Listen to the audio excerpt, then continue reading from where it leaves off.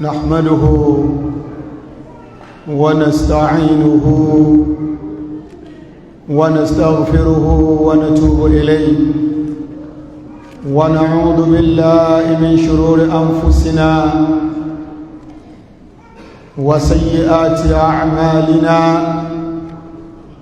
من يهدي الله فلا مضل له ومن يضلل فلا هادي له أشهد أن لا إله إلا الله وحده لا شريك له وأشهد أن محمدا عبده ورسوله يا أيها الناس اتقوا ربكم الذي خلقكم من نفس واحدة وخلق منها زوجها وبث منهما رجالا كثيرا ونساء واتقوا الله الذي تساءلون به والأرحام إن الله كان عليكم رقيبا يا أيها الذين آمنوا اتقوا الله حق تقاته ولا تموتن إلا وأنتم مسلمون يا أيها الذين آمنوا اتقوا الله وقولوا قولا سديدا يصلح لكم أعمالكم ويغفر لكم ذنوبكم ومن يطع الله ورسوله فقد فاز فوزا عظيما. أما بعد فإن أصدق الحديث كتاب الله وخير الهدي هدي محمد صلى الله عليه وسلم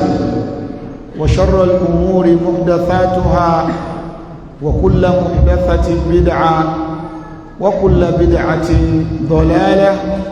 وكل ضلالة في النار. إخوة الإيمان السلام عليكم ورحمة الله وبركاته. وعليكم السلام ورحمة الله وبركاته. lẹ́yìn ìgbà tí a dúpẹ́ fún Ọlọ́run ọba ọ̀kan ṣoṣo, ọba tó sọ al-Qur'an al-Karim tó sọ kalẹ̀ liyadabbaru ayati kálíbà máa ronú sí ọ̀rọ̀ Ọlọ́run. tí a bá sì wò ìdí pàtàkì ta fi ń ṣe àgbéyẹ̀wò tafsirul Qur'an ní gbogbo ìgbà òun náà ni lè tadabburi ayatil Qur'an,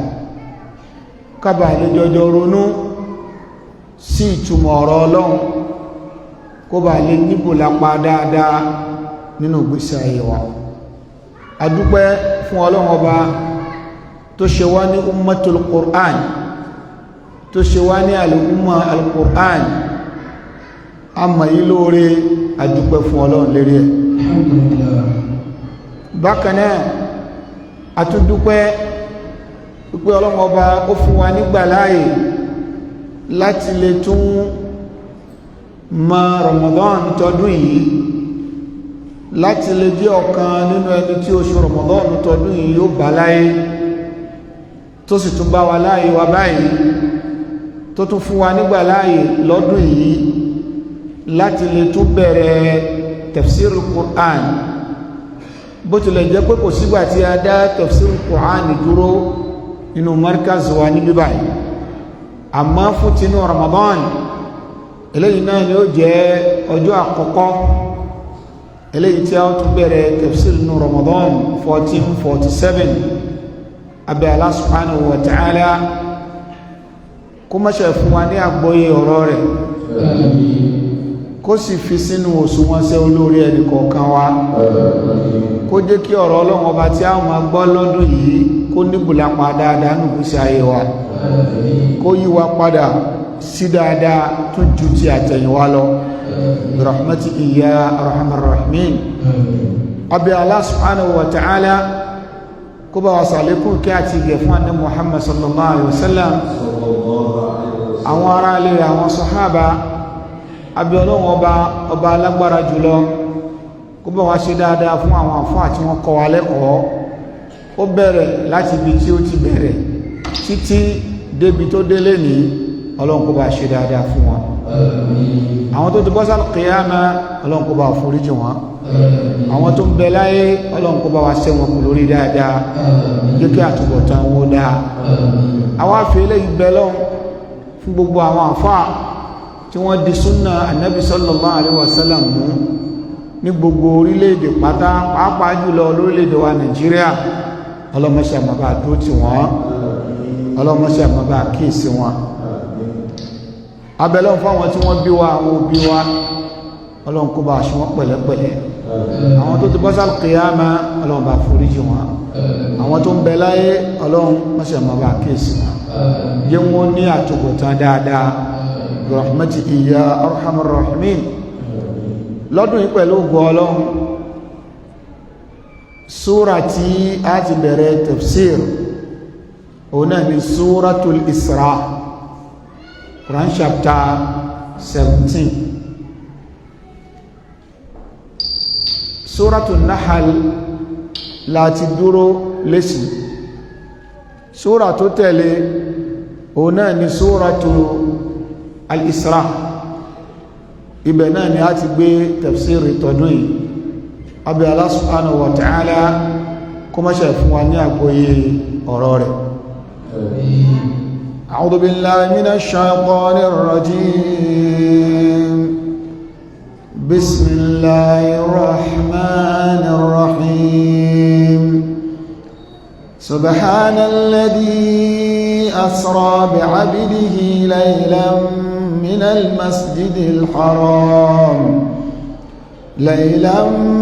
المسجد الحرام إلى المسجد الأقصى الذي باركنا حوله لنريه من آياتنا نعم سبحان الذي أسرى بعبده ليلا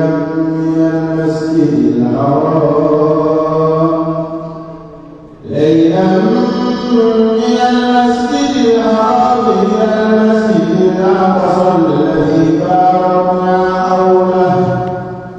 الذي باركنا حوله لنريه من آياتنا إنه هو السميع البصير. abẹ̀rẹ̀ tútúmọ̀ al-Qur'an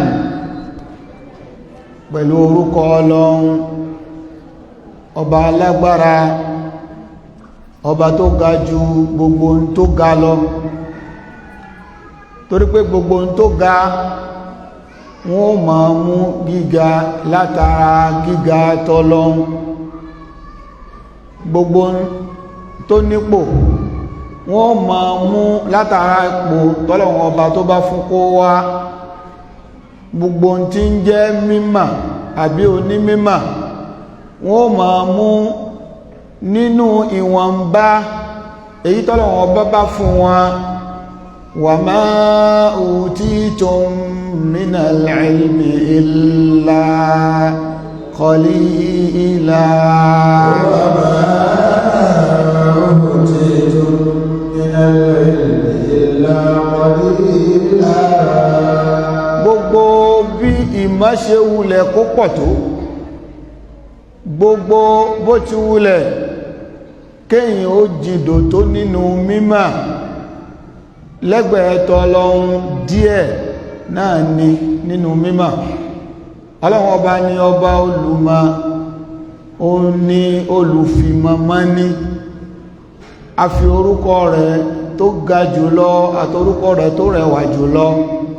a fi bẹ̀rẹ̀ tútúmọ̀ al-Qur'an. Bismillahirrahmanirrahim. Suratul Isra, ẹgbà ọ̀rọ̀ al-Isra ká tó wọnú tafsir pàápàá jùlọ nípa súra tí a fẹ́ tú yìí. Súra tó kó tó pọ̀ sínú ni Suratul Isra, súra tó ṣe wípé kódà kéèyàn má mọ ìtumọ̀ rẹ̀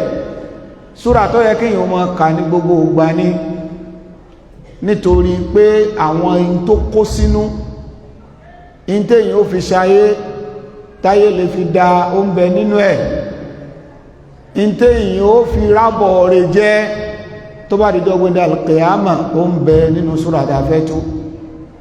Gbogbo pò téèyàn bá rí kó wà lénìí, àwọn kan ń bẹ tí wọ́n ti wà nípò tó ju ti ẹ lọ, báwo ni wọ́n ṣe lò ó, níbo lọ̀rọ̀ wọ́n kángun sí nínú ìtàn, ó ń bẹ nínú súrà tá a fẹ́ kà. Ó bá ṣe kówó lo nínú àwọn kan ti lówó ju ti ẹ lọ, nínú àwọn tó ṣe tọ́lọ pẹ̀lú owó tí wọ́n ní, níbo lọ̀rọ̀ wọ́n kángun sí, ó ń bẹ nínú súrà. Àwọn tí wọ́n nípò tí wọ́n lọ́lá tọ́lọ́wọ́n bá gbéga, tí wọ́n fi gbogbo ìdẹ̀ra tọ́lọ́wọ́n bá ṣe fún wọn tán fi kọ́ tọ́lọ, níbo lọ̀rọ̀ wọ́n já sí. Gbogbo àwọn nǹkan wọ̀nyí ó ń bẹ nínú Suratul Isra, ló fi jẹ́ pé pẹ̀lú káwá ṣe déédé pẹ̀lú súrà yìí, a gbúdọ̀ wọnú rẹ̀ lọ́nà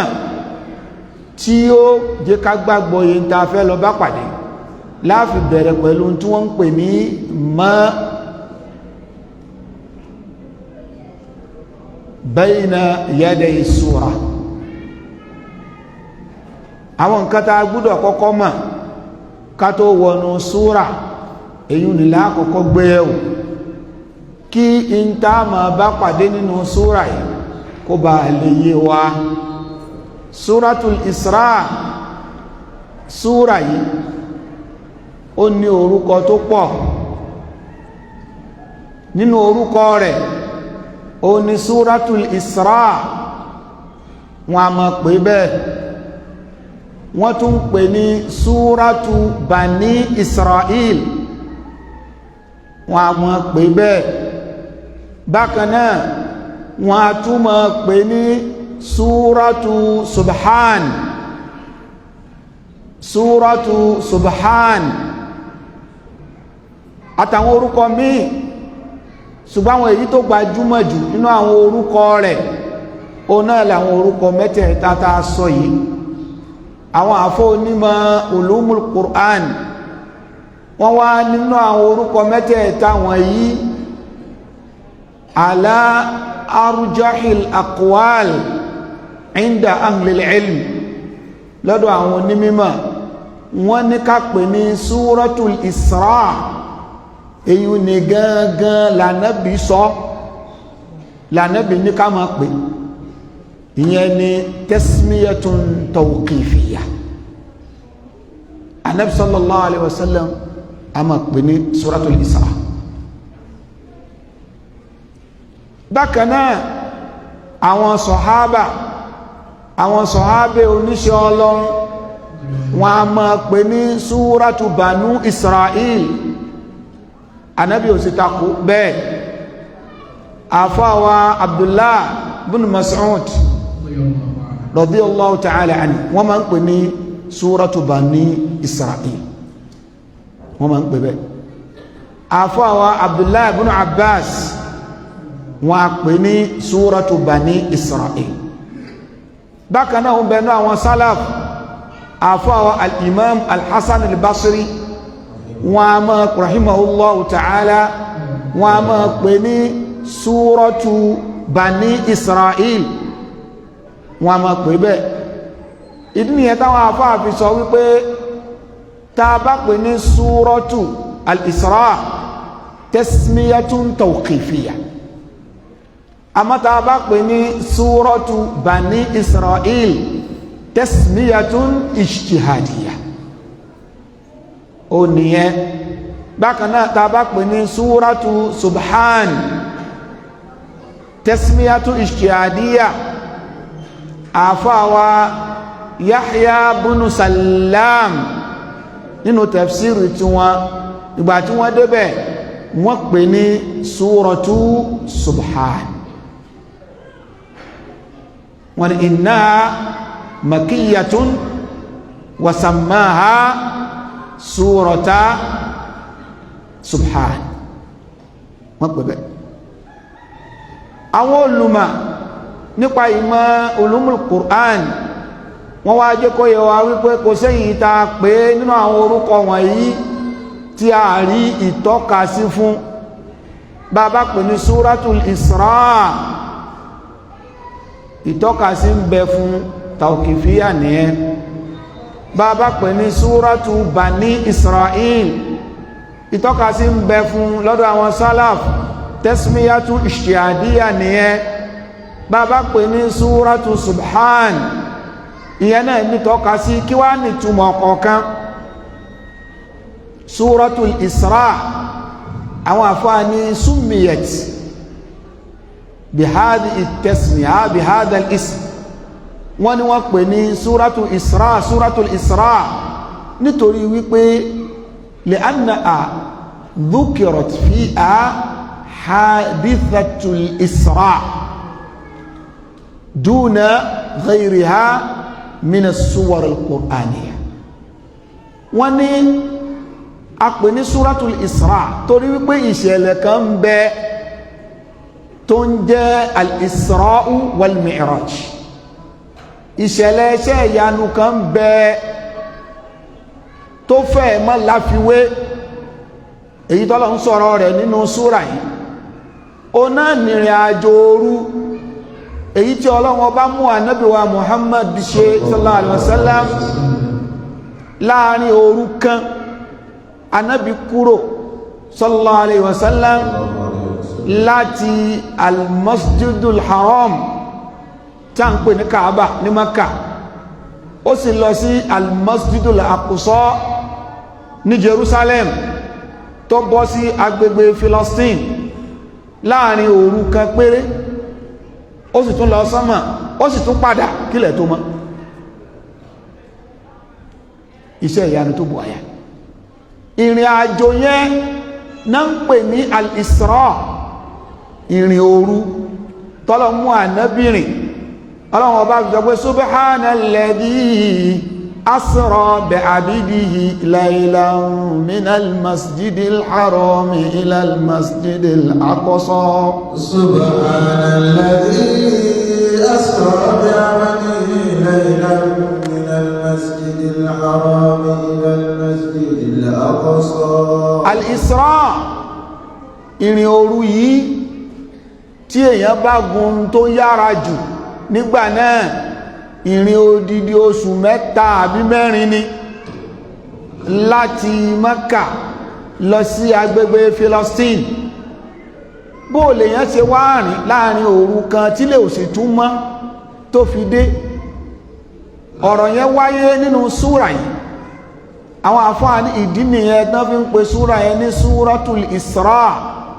nítorí pé ní Al-Qur'an látòkè délẹ̀ kò tún síbi kan tọ́lọ́run ti sọ ìtàn yẹn ju súra yìí nìkan lọ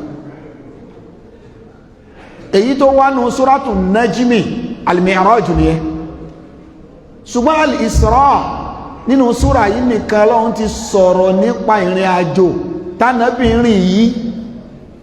ìdí nìyẹn tí fi ń jẹ́ Suratul Isra ọ̀nà kan nìyẹn tá bá pè ní Suratu Bani Israel wọ́n nídìí ni wípé Ọlọ́run bá sọ̀rọ̀ nípa àwọn Banu Israel àwọn ọmọ Israel tá ń pè ní ọmọ Israeli Ọlọ́run sọ̀rọ̀ nípa wọn àwọn nǹkan tó ṣẹlẹ̀ sí wọn àwọn nǹkan tí ó tún máa padà ṣẹlẹ̀ sí wọn débà náà ṣe ń rí láyé ń sìn gbogbo ìtàn gbogbo ìrìn àjò ọmọ Israel pátá nínú súrà yìí Ọlọ́run sọ ìmí ń bẹ tí ó ṣẹlẹ̀ gan lójú ayé Ànábì wa Muhammad sallallahu alaihi wasallam tọ́lọ́run ti sọ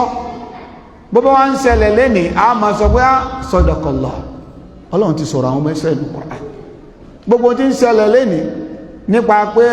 wọ́n lọ gbalẹ̀ wọ́n ṣe gbá àwọn kan jà wọ́n lógun àwọn náà jà wọ́n kan lógun àwọn kan ó borí wọn ìyà ó padà jẹ wọ́n àwọn náà ó borí gbogbo ẹ̀ Ọlọ́run ti sọ lóbi jẹ́ gbogbo tí ń ṣẹlẹ̀ nípa Israeli lẹ́nìí kìí ṣe tuntun Al-Qur'ani ti sọ kò wá síbì kan tí Qur'ani ti tẹnu bọ̀ ní kúnkún báyìí tó tó súra yìí wọ́n ní dínì tí wọ́n fi ń pè ní Suratu Bani Israel ẹlẹ́ẹ̀kẹta súratu subhan wọ́n ní torí pé ta bá wo súra yẹn in tó bẹ̀rẹ̀ rẹ̀ ó ní subhanalladhi أسرى بعبده ليلا من المسجد الحرام إلى المسجد الأقصى سبحان الذي أسرى بعبده ليلا من المسجد الحرام إلى المسجد الأقصى أفاوى ابن عاشور أني وقني سورة سبحان لأنها افتتحت bihadi ilkelma wọ́n nítorí pé súra yìí wọ́n bẹ̀rẹ̀ rẹ̀ pẹ̀lú subhan wọ́n bá ń pè ní súratu subhan náà fi ń pè bẹ́ẹ̀ àwọn orúkọ mẹ́tẹ̀ẹ̀ta ta kàkalẹ̀ yìí kò séyìí ta pè súra yìí tí kìí ṣe orúkọ ẹ̀ ń bẹ bó bá wà á lè pè ní súratul isra bó bá wà á lè pè ní súratu subhan bó bá ń wá a lè pè ní súrọ́tù bani israel ká tó wá kúrò lérí tẹ́sílíà yìí banu israel àwọn wo ni ọmọ israeli àwọn wo ni gbólóhùn israel kí ni túmẹ̀ torí pé lè ní tẹ́lẹ̀ bá ní israeli ẹbí lọ́wọ́ rẹ̀ kí ni túmọ̀ israeli torí pé láwùjọ wa lè ní gan àwọn èèyàn máa ń joyè báwa náà ṣe máa joyè ìyá súnà ní mọ́sálásí wọ́n ń joyè ìyá ní Ísírẹ́lì ní ṣọ́ọ̀ṣì oyè ìyá ní Ísírẹ́lì ọwà bí àwọn kérébù ni bí àwọn sáà máa ń gbọ́ ìyá ní Ísírẹ́lì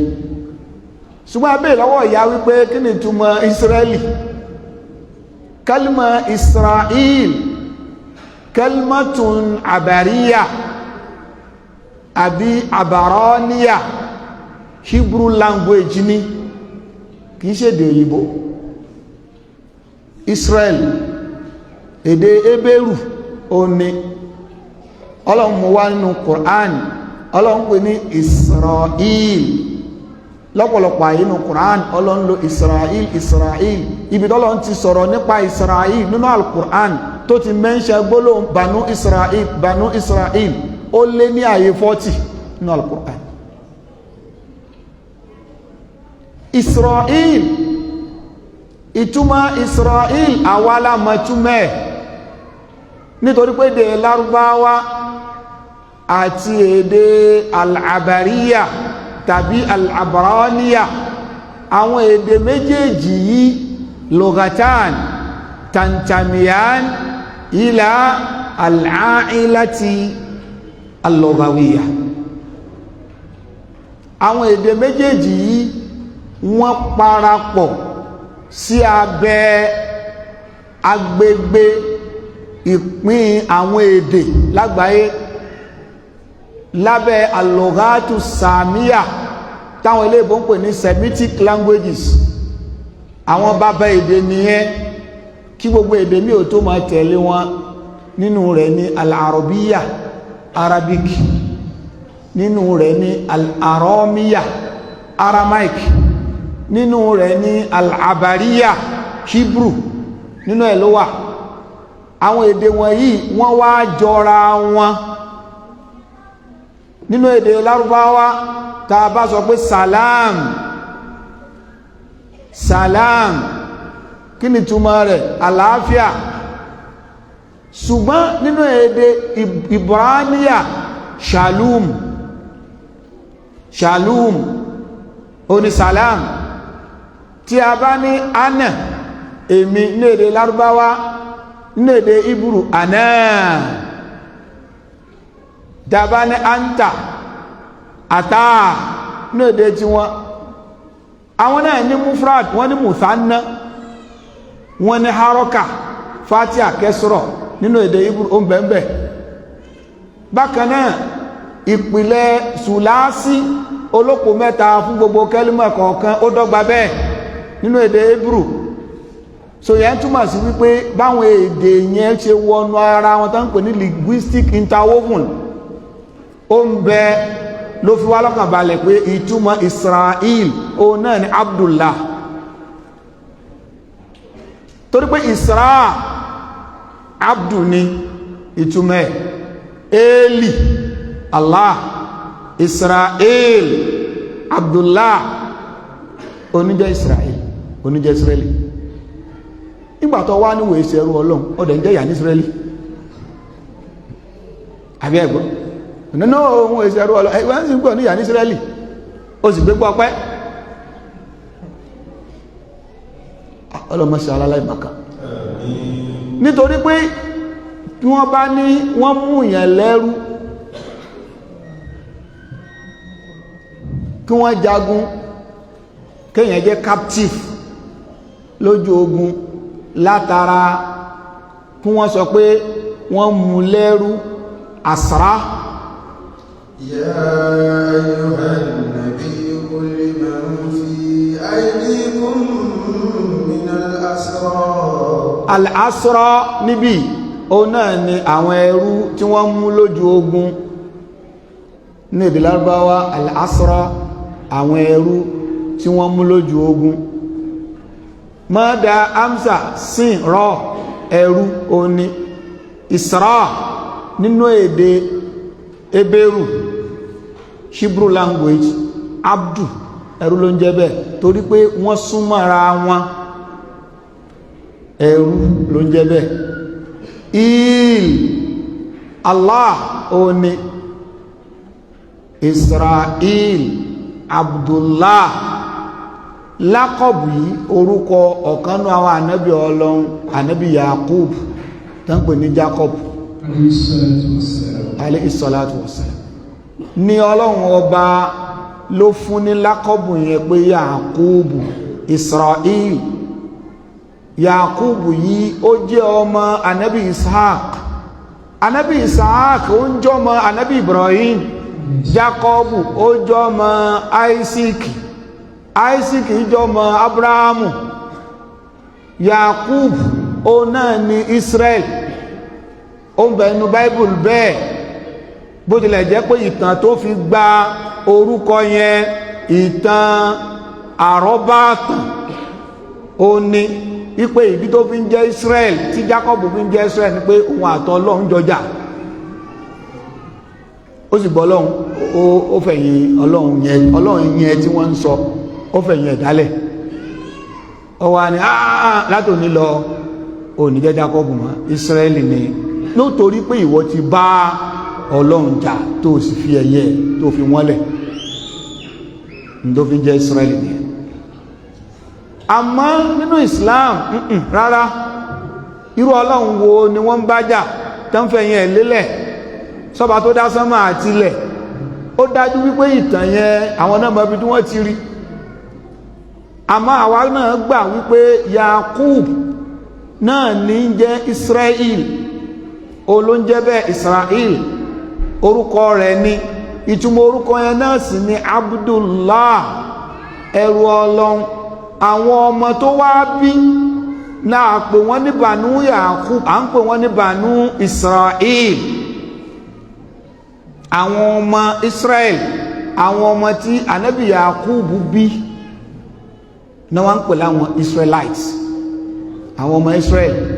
So ìdí nìyẹn tó fi jẹ́ wípé àwọn ọ̀rọ̀ yẹn àlàyé rẹ̀ lẹ́kùnrẹ́rẹ́ Qur'an ti sọ fún wa. Ó lè dàrú lọ́dọ̀ tiwọn ṣùgbọ́n nínú al-Qur'an kì í dàrú. Súra yìí Ọlọ́run sọ̀rọ̀ nípa Israel gbogbo tí ń padà ń ṣẹlẹ̀ yìí láyé lẹ́ni nípa àwọn Israel Israel wọ́n gbalẹ̀ Palestine wọ́n ń ṣe kí wọ́n pa àwọn gbogbo ẹ̀ ó wà ní súra yìí àtàwọn nǹkan míì tí ó tún máa ṣẹlẹ̀ nígbà táwa yìí gan ò bá tún sí láyé mọ́ nípa ọ̀rọ̀ tó bá ti ń ṣẹlẹ̀ gbogbo tó bá ti ń ka Qur'an wọ́n mọ̀ ní Ọlọ́run ti sọ ní Qur'an. Ìdí nìyí tó fi jẹ́ pé súra yìí ní àwọn salaf nínú àwọn sàábé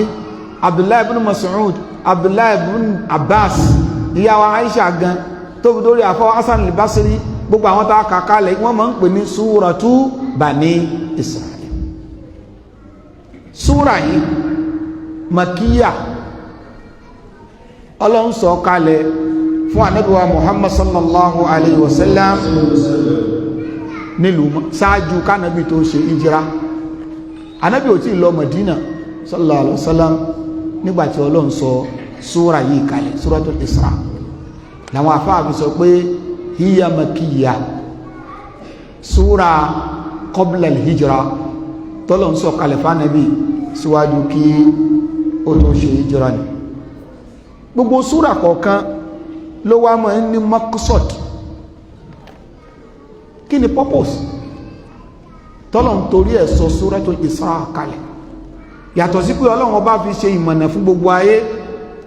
Àwọn àfáà wọ́n ní súra yìí tathbitu nabiyyi sallallahu alayhi wa sallam, Ọlọ́run fẹ́ fi mú ànábì dúró sallallahu alayhi wa sallam, nítorí pé téèyàn bá ń bẹ lórí òdodo, ó wọ̀ tún ìntọ́ ń sọ, gbogbo ẹni tí ń bẹ lọ́tún wọn ò sọ, ó wo sí ìwọ nìkan lórí rẹ̀. Nígbà tó bá yá ìwọ náà mọ̀ rò pé àbí mi ni mò ń ṣàṣejù, àbí tèmi ṣe wá yàtọ̀, ẹbí rẹ̀ ó fẹ́ máa mì tó bá rí àwọn tí ó máa fi ọlọ́kàn balẹ̀ pé òdodo ló dúró lé lórí. Ló fi jẹ́ pé téèyàn bá jẹ́ ní ire, tó bá ṣe páàrin àwọn èèyàn burúkú lèèyàn bá rí èèyàn, Ọlọ́run ló lè ṣàánú èèyàn, àfikọ́ lọ́wọ́ mú èèyàn kúrò. Súra yìí Ọlọ́run bá sọ kalẹ̀ nínú maqasidu súra yìí tathbitu nabi sallallahu alaihi wasallam, Ọlọ́run fẹ́ fi ànábì lọ́kàn balẹ̀ bi raf'i makanatihi, bi raf'i makanatihi. Nínú àmì pọ́lọ́run fẹ́ fìyàn lọ́kàn balẹ̀, ọ̀kan nú ẹ̀ ní pé kọ́lọ́run kó gbéyàn ga, kọ́lọ́run kó ṣàgbéga fún yàn. Ẹni tó dúró lórí òdodo, àwọn èèyàn ń sín tọ́ sí, Ọlọ́run bá fà lọ́wọ́ sókè láàrin wọn. Ọlọ́run fi sípò pé kò wojú wọn kó tó jẹun, kì í ṣerú lábẹ́ wọn, bẹ́ẹ̀ bá tiẹ̀ gba tiẹ̀ kò kúkú tọrọ lọ́wọ́ yín. Ọlọ́run a máa fi mú yàn dúró. Lọ́kàn náà àwọn àfà ó ní ẹni tí ó ṣe wá sí òdodo kì í rẹ́ǹtì mọ́sáàsì, torí tó bá rẹ́ǹtì mọ́sáàsì, bàbá tó fi ilẹ̀ mọ́sáàsì lẹ̀ níjọ́ tó bá ṣe wá sí tó bá tabá níjọ́ ní wá sí parí, àfá tó bá ẹ má bínú tó ní nìkan ní kẹ́ ṣe o, ẹ̀ ní ṣe wá sí bí ìmọ̀ òun ló kúkú fi lẹ́lẹ̀. Ọlọ́run ọba fẹ́ fi ànábì lọ́kàn balẹ̀, Ọlọ́run gbéga, ó kó àwọn èèyàn rẹ̀ okòtì. Bákan náà wà izharu mu'jizatihi, Ọlọ́run ọba wá fún ànábì ní iṣẹ́ ìyanu, iṣẹ́ tó ṣe wípé kò sí ẹni tó lè ṣerú ẹ̀, iṣẹ́ tọ́pọ̀lọpọ̀ àwọn èèyàn ń wò wípé kìíní sì dóòtọ́. Ọlọ́run fi pán ànábì lé, kánàbì ò fi lè mọ̀ pé Ọlọ́run bá ń bẹ pẹ̀lú òun sallallahu alaihi wasallam. Ìrìn àjò tánàbì rìn tí a máa kà nínú súra yìí, ìrìn àjò tí Ọlọ́run fi òdodo, ọ̀tọ̀ ní theory, ọ̀tọ̀ ní practical. Ọlọ́run fi practical gan ó fi hàn nábì tathbitan li qalbi, láti lè fi lọ́kàn balẹ̀. Ẹ̀rí pé tá a bá fẹ́ kọ́ mọ́ ó mọ̀ nǹkan lámọ̀dájú, tá a bá kọ́ ní tíọ́rì àkó wọn lọ láàbù, ẹ lọ ṣe practical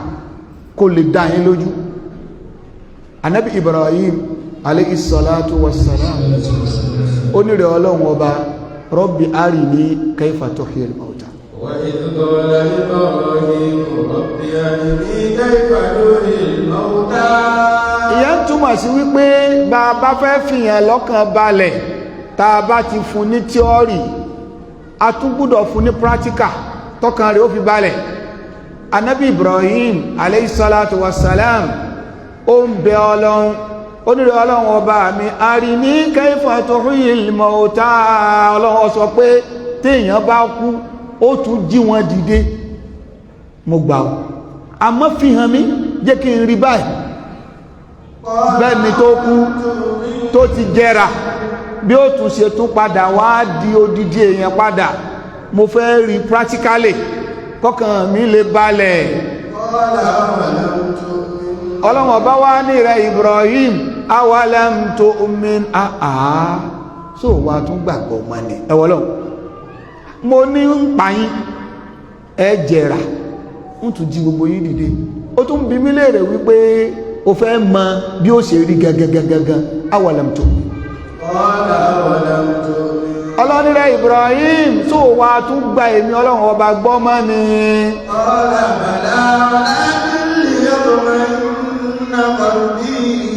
Ànábì Ibrahim ó nírẹ̀ ọlọ́run kò rí bẹ́ẹ̀ mo gbàgbọ́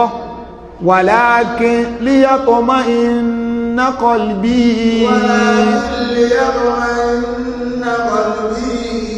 mo fẹ́ kọ́kàn mi ó tún balẹ̀ lérí tí mo ti gbàgbọ́ ni ìyẹn túmọ̀ sí wípé ìtọ́lọ́wọ́ bá ṣe fánàbì sallallahu alaihi wasallam nínú súrà yìí ọlọ́run tún fi ànábì lọ́kàn balẹ̀ gbogbo tọ́lọ́run sọ yẹn ọlọ́run ó yá máa bọ̀ ní sánmà wá rí ànábì rí mọ́lákù Jibril orí sánmà àkọ́kọ́ orí sánmà kejì orí tí ń bẹ́ẹ̀ orí sánmà kẹta orí tí ń bẹ́ẹ̀ ó dé sánmà kẹrin karùn kẹfà keje orí tí ń bẹ́ẹ̀ lẹ́yìn sánmà keje in tó tún tẹ̀lé Sidratul Muntaha igi òpin ayé ọlọ́run tó fi hàn Ànábì sallallahu alaihi wasallam ìyẹn túmọ̀ sí wípé ó yàtọ̀ sí wípé wọ́n ń sọ fún ọlọ́run ní kánàbí ó lọ kó fojú ara ẹ̀ rí gbogbo àwọn ànábì ọlọ́run tó ti ṣáájú ànábì ò bá wọn láyé ọlọ́run ní ó yá lọ rí wọn kẹjọ ríra yín practically orí Musa aleyhisalatu wasalam orí ànábì Isa aleyhisalatu wasalam orí ànábì Ibrahim aleyhisalatu wasalam orí ànábì Yusuf aleyhisalatu wasalam gbogbo àwọn wọ̀nyí ànábì rí wọn kọ́dà wọn jọ kírun ànábì ṣáájú wọn kírun ìdí nìyẹn táwọn àfáà fi sọ wípé súrà yìí maqsadu hadhihi súrà litathbit nabiyyi sallallahu alayhi wa sallam ọlọ́run fẹ́ fi ànábì lọ́kàn balẹ̀ ní àníṣẹ́ orí òdodo ló wà ọlọ́run ọba máa ń ṣe bẹ́ẹ̀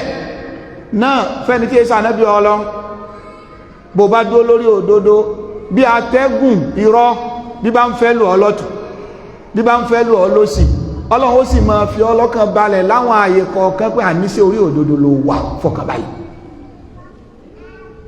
nínú makọ́sídù súra yìí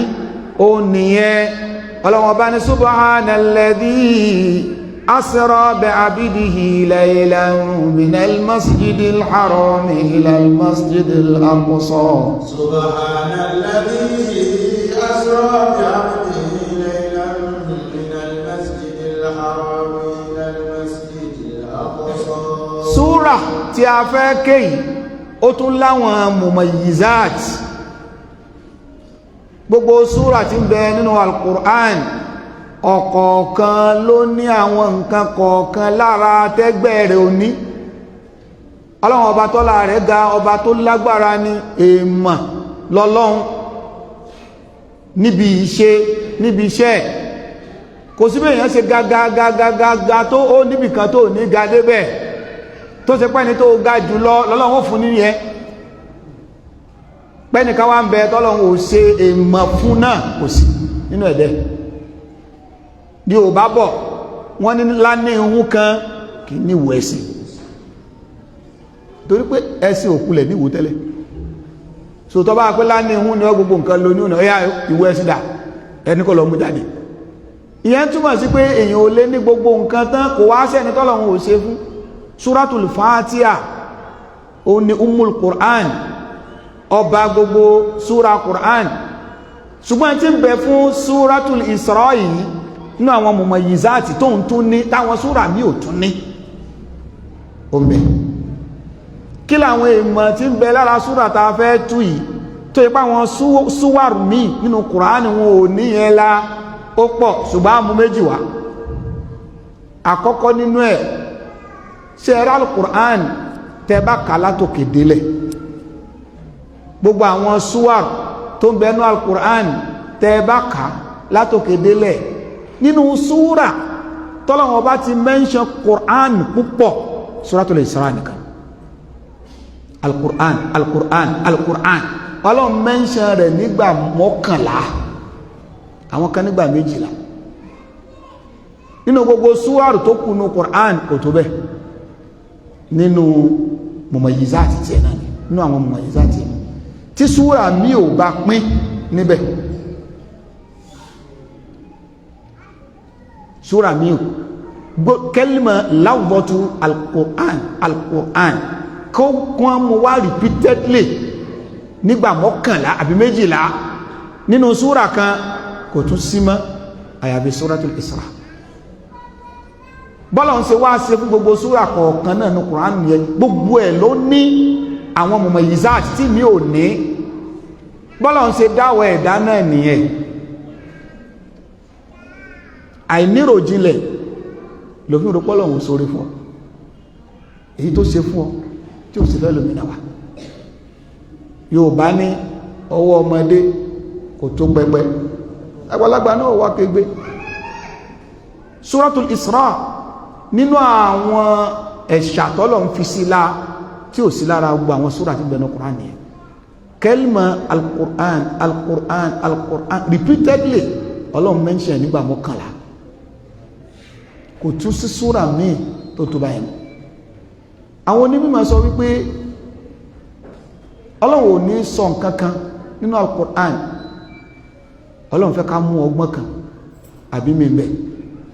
làwọn onímọ̀ wọn sọ pé kí ló dé tí kálímà al-Qur'an tí wọ́n fi repeat ẹ̀ nínú Suratul Isra repeatedly níbi ọ̀nà 11 àbí 12 pé kí ló dé tó fi rí bẹ́ẹ̀ wallahu ta'ala a'lam Ọlọ́run ọba ló nímọ̀ jùlọ ṣùgbọ́n àwọn àfáà ní bóyá ọ̀rọ̀ tọ́lọ́run sọ nínú Suratul Isra mu'jiza ńlá kan bẹ́ẹ̀ o náà ni ìrìn àjò tánàbí rìn lóru kan ṣoṣo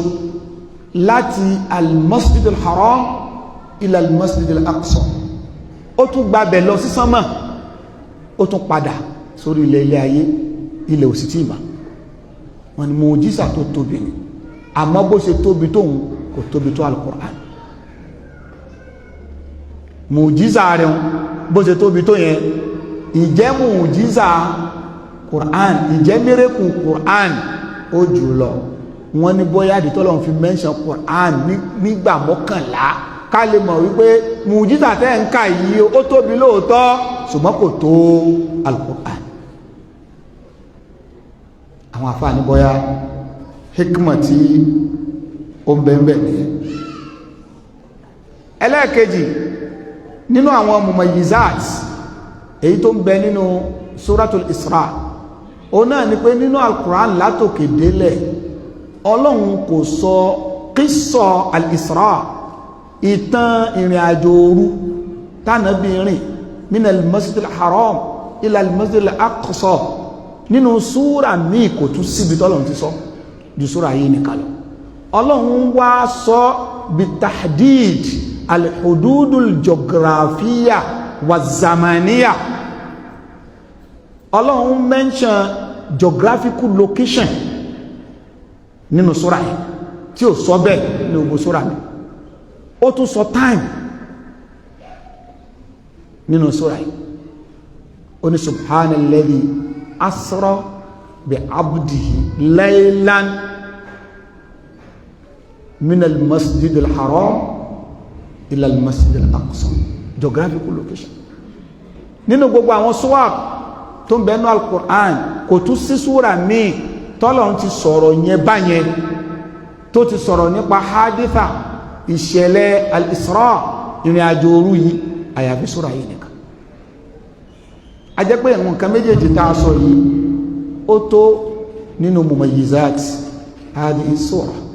nínú tí súra yìí tó fi yàtọ̀ sí gbogbo àwọn súra tó ṣẹ́kù nínú al-Qur'an bákan náà àwọn olùmọ̀ nípa ulumul Qur'an pàápàá jùlọ al-mutaakhirun al-mu'asirun àwọn atúmọ̀ ṣe ìgbìyànjú kan nípa ìmọ̀ tafsir pàápàá jùlọ àwọn modern scholars wọ́n máa ń ṣe ìgbìyànjú lérí bayan hidayatul Qur'an fi ilmi tafsir àti al-munasaba bayna as-suwar wa bayna al-ayat àwọn tó máa ń ṣe ìgbìyànjú ìwádìí ìjìnlẹ̀ pé áyà kan tó bá ṣáájú áyà tó tẹ̀lé wọ́n máa ń ní irtibat ìbáṣepọ̀ nínú ìtumọ̀ tọ́lọ̀ ń bá tí súrà kan tá a bá kà tán súrà tó máa tẹ̀lé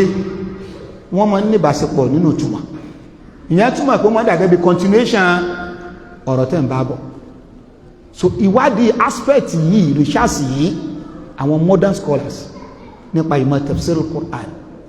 àwọn ni wọ́n tún bẹ̀rẹ̀ sí ṣe yẹ báyìí wípé tá a bá ka súrà kan tán lápèjúwe ń sìn tá a bá sọ pé bismillahir rahmanir rahim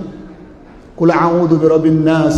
malikin nas ilahin nas min sharril waswasil khannas alladhi yuwaswisu fi sudurin nas minal jinnati wan nas súrà wo ló tẹ̀lé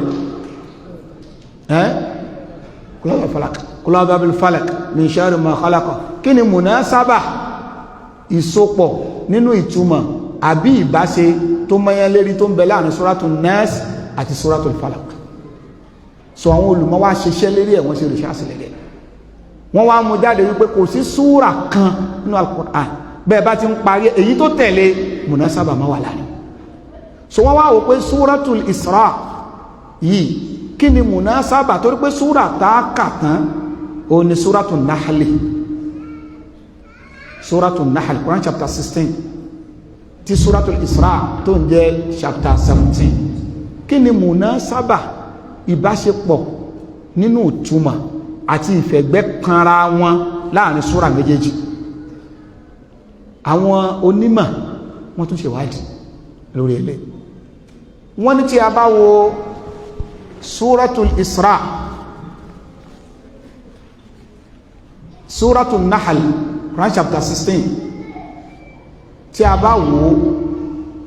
tí ẹ bá wo ọwọ́ ìparí rẹ̀ lọ́wọ́ parí rẹ̀ ẹ rí pé ọlọ́run ọba ó ń pa ànábì láṣẹ pé kó ṣe sùúrù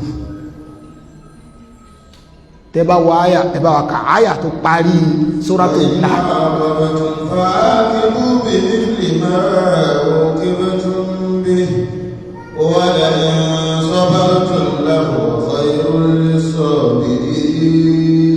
واصبر فما صبرك إلا بالله ولا تحزن عليهم ولا تك في ضيق مما يمكرون إن الله مع الذين اتقوا والذين هم محسنون سورة النحل سورة èyí tá a parí ká tó wọnú al-Isra tẹ́ bá wo àwọn àyà tó parí rẹ̀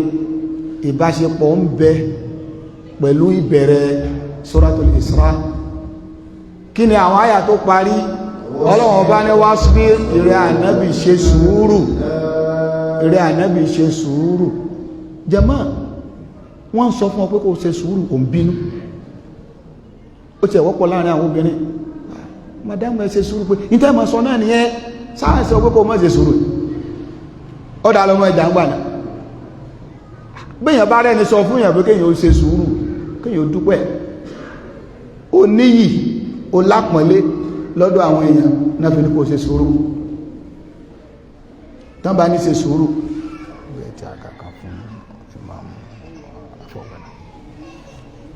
tí wọ́n bá ní ṣe sùúrù wallah wọ́n ti fún yàn lápọ̀nlé tó pọ̀ ẹ̀sì sùn àpọ̀nlé tó ga ni wọ́n ò yẹpẹrẹ rẹ̀ tàbára ẹ̀sì sùúrù wọ́n pọ̀ lé ní nítorí wípé ẹni tó lápọ̀nlé jù lọ nínú ẹ̀dá Ọlọ́run ànábì wa Muhammad sallallahu alaihi wasallam Ọlọ́run bá ń sọ fún pé wasbir ànábì ṣe sùúrù torí pé èèyàn ò ní ná sùúrù sí nǹkan kan láyé àfi ká túbọ̀ tán nǹkan yẹn ó dáa gbogbo ẹni tí ó bá ti ṣe sùúrù àbámọ̀ ní máa kẹ́yìn àìní sùúrù bẹ́yàn bá lè ṣe sùúrù gbogbo ń tọ́ fọ́jú pọ̀ yóò padà kílẹ̀ níparí Suratul Nahl Ọlọ́run ní rẹ̀ ànábì wasbir ṣe sùúrù dọ̀wẹ́ وما صبرك إلا بالله Ọlọ́run wá jẹ́ kó kó yé wa wípé in tí kìí jẹ́ kẹ́mi sùúrù ogun torí pé gbà mí ń bẹ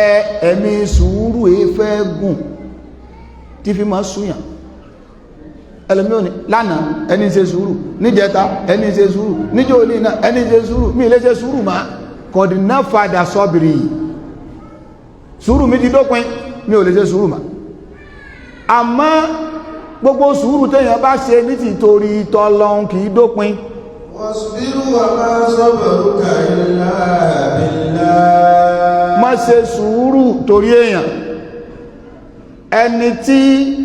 ọwọ́ rẹ̀ ọ̀ká tó gbá ọ létí tó ní mo ṣe sùúrù o bó ṣe sùúrù náà sọ́wọ́ rẹ̀ ká ní ṣùgbọ́n níjọ́ tó bá ka mọ́kànnà tó bá ka mọ́kànnà tó rí wípé agbára rẹ̀ ka níbẹ̀ yẹn sùúrù yẹn ọ̀tán jọ́nà nítorí pé sùúrù tó ṣe kíkulẹ̀ ṣe torí tọ́lọ́hun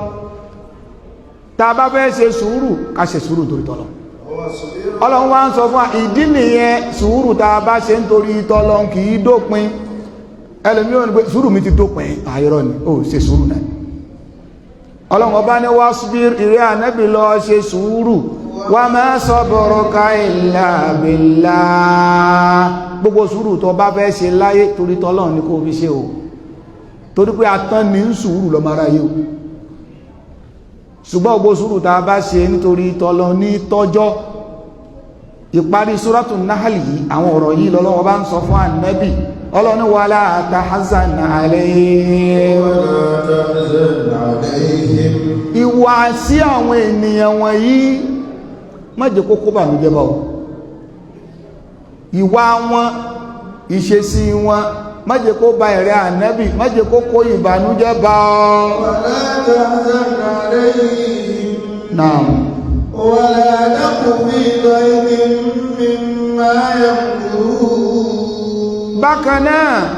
má jẹ́ kí ọkàn rẹ̀ ó gbọgbẹ́ mimma yamkurun nípa ète àwọn tó fi àṣírí pamọ́ sí lọ́wọ́ àwọn tó fẹ̀yìntì àwọn náà sì ń dédé bó ṣe ṣubú má jẹ́ inú rẹ̀ ó bàjẹ́ torí pé lómi ń bẹ ọ̀tá ò tí ìdọ́dọ̀ rẹ̀ gan ìrònú ti pa làbúdà lil muslim an yakuna mutafa'ila mùsùlùmí gbọ́dọ̀ mọ́ wọ optimistic kódà kí nǹkan mọ́ tán báyìí sì gbà pé yóò dá so orí feeling pé yóò dá yóò dáhùn yóò dáná àlàáfíà kan ní lọ́tọ̀ kọ́mọ bí wọ́n lè gbọ́ ìgbé kò lè dá kò lè dá kò sì ní dáhùn ọlọ́run kọ̀nsólù ànábì sallallahu alaihi wasallam tí a bá wá wo súrà tó tẹ̀lé ọlọ́run ti prepare mind ànábì kalẹ̀ nítorí wípé ìṣẹ̀lẹ̀ tó ṣẹlẹ̀ nínú Suratul Isra ìṣẹ̀lẹ̀ tó ṣe wípé ẹ̀dọ́ ọlọ́run kan ò fẹ́ lè gbàgbọ́ ó ní bóòlù yẹn ṣe lọ lóru kan náà láti Masjidil Haram ọlọ́sí Masjidil Aqsa ó tún gun sámà lọ ó tún padà wá ilẹ̀ òtítì ìmá ó ti dé irọ́ ni ẹni tẹ́yàn wá fọkàn tẹ́jàn máa tẹ́yàn wá sọ fún pé báyìí ni tó ní ẹwẹ̀ gbogbo nǹkan mo lè gbà mí ò gbà lè inú èyàn ó bàjẹ́ wọ́n parọ́ mọ́ ọ̀rọ̀dọ̀rọ̀ kóòtù wọ́n ní ta lẹ lẹ́rìí rẹ ó wá lọ mú ọ̀rẹ́ rẹ tó fọkàn tán oníkọ́ wá jẹ́ rẹ̀ kóòtù gbẹ̀dẹ́ kóòtù wọ́n wá ní sẹ́yìn lẹ́lẹ́rìí ẹni bẹ̀ wọ́n ní àfáà tó dúró yìí arábìnrin yìí ní àwọn náà fún lóyún oyún oṣù méje àfáà sì dínà pé òun kọ́ wọ́n wá ní ẹ̀yin súnmọ́ àfáà ṣe lè jẹ́rìí nípa àfáà ikọ́ ọwá ní alámọ́sẹ̀ yìí ọlọ́mọ tó pamọ́ ìtọ́ ẹ̀kọ́ ọ̀fọ́kọ́ ọlọ́mọ tí yóò bá tí mọ́ rí lárúbáwá wọn alámọ́sẹ̀ yìí àwọn sáàsù ní ó lè sọ èyí òfin àtorí pé ẹnu àwọn àfọwà ń lọrin láti mọ́ sábà gbọ́ Allahu alimu sirri ní Allahu akbar wọn ni alámọ́sẹ̀ rí yóò bá láwọn nǹkan yẹn lọ́wọ́ tó pọ̀ ẹ mọ̀ gbọ́ báyìí kásá báyìí káwòdì alamagaba alimamagaba tọ̀ kò sáàyè ní àbáwọnú bẹ̀yẹ nínú èdè almuhim ẹni tó wá fẹ́ kó jẹ́lẹ́rí rẹ̀ ó wá ní tọ́ a lè sọ pé wọ́n ṣe àdẹ̀ lè sọ pé bó lẹ́mí rẹ̀ ó ṣe rí ọwọ́ àmọ́ ṣé wo tún lè gbẹ̀rí mi jẹ́ ni ṣe mọ̀ pé ọlọ́lọ́mọ tó pamọ́ wo bẹ́ẹ̀ mi rẹ̀ ó ṣe gbọgbẹ́ tó bọ́kà Ànábì ṣe rí ni ìdí nìyẹn tó fi jẹ́ pé lọ́wọ́ Suratu Nahl níparí rẹ̀ yẹn Ọlọ́run ti prepare mind ẹ̀ kalẹ̀ pé mọ́ banú jẹ́ o àwọn nǹkan kan ń bọ̀ ṣe sùúrù ìgbà tí Suratul Isra èyí tó wá tẹ̀lé yẹn tọ́lọ̀ ń máa Ànábì rìnrìn àjò ìgbà Ànábì wá dé àwọn kọ̀ọ̀kan gan tá jẹ́ mùsùlùmí padà kó mọ̀ wọn tẹ́gbẹ́lẹ́ ilẹ̀ Ànábì ọmọ àwọn òdòsí láwọn mọ́ o gbogbo ẹ̀ làwọn lè gbà ṣùgbẹ́ léyìí o àwọn ò lè gbà o wọ́n bá lọ bá fọwọ́ Abubakar Siddiq ìdí tá Abubakar fi ń jẹ́ Siddiq ò nìyẹn torí pé Sadiq ó ń bẹ Siddiq ó ń bẹ Siddiq sí gátùlù bò bá lága nìyẹn tábà ní Sadiq olódodo tábà ní Siddiq ẹni tó ti pé òdodo tẹ̀ kọjú ojú ẹ̀ olódodo ó sì máa ń gba òdodo nígbàtá lọ bá àbáwọn Abubakar Siddiq wọ́n lọ Abubakar Siddiq ọ̀rẹ́ rẹ̀ mọ̀ sọ pé lóru kan òun rìnrìn àjò láti Masjidil Haram òun lọ Masjidil Aqsa òun tún wá tún gun sánmà lọ sánmà kìíní sánmà kejì sánmà kejì òun tún ṣe gbogbo ẹ̀ lọ òun tún padà dé ilẹ̀ òjijì má àbá Abubakar pé só wí bẹ́ẹ̀ wọ́n lọ bẹ́ẹ̀ sọ́dọ̀k òdodo ló sọ wọ́n ní àbọ̀ ọ̀gbọ́n tá à ń sọ fún oníkà sóhun ló sọ tó bá ti sọ bẹ́ẹ̀ bá kọ́ di sọ́dọ̀k òdodo ló sọ nítorí pé mo ti gbàgbọ́ lórí nǹkan tó ju eléyìí lọ min khabari sama tó ti pójú ojúmọ́ yóò sọ fún pé màlẹ́kà Jibril wá bá wọn ó fò ní Qur'an mo dẹ̀ gbàgbọ́ mi ìṣèrí màlẹ́kà Jibril èyí tó sọ yìí náà mo gbàgbọ́ wasamma Siddiq Abubakar òun làwọn kan sọ wọn ń sẹlẹ̀ yàtọ̀ yàtọ̀ sí tó Ọlọ́run kún sẹ́ ṣàánú wa ìrìn àjò yìí Ọlọ́run ti prepare mind Ànábì kalẹ̀ sallallahu alaihi wasallam pé ṣe sùúrù nǹkan bọ̀ wájú o bẹ́ẹ̀ náà ni gbogbo ẹni tọ́lọ́run bá ní yóò ga ó ṣe sùúrù o orípójú rẹ̀ ó rí o yóò bá ní ẹni tí ó bá ti ga ẹsẹ̀ rẹ̀ ó ṣe kílé o ẹlẹ́mú àwọn ọ̀rẹ́ bí mo rẹ̀ ṣe ga ẹ̀dẹ̀ wo ẹsẹ̀ ń bó ṣe tóbi kì í ṣe tán sọ nìyẹn gbogbo òun ṣe ga yìí náà ẹsẹ̀ wọn ò dẹ̀ ti rin ìyẹn kọ́ ni wọ́n ń sọ ọ̀gbọ́ Yorùbá ni gbogbo ẹni tí ó ga ẹsẹ̀ rẹ̀ ó ti rin tó bá ti wá ń bẹ lọ́n gíga máa bẹ lọ́n sùúrù àti faradà nítorí pé gbogbo igi tó bá ti léso tí èso rẹ̀ sì tún dáa tó ṣe é mu irúgi ò lè bọ́ níbi mọ́ ẹlẹ́kúta mọ́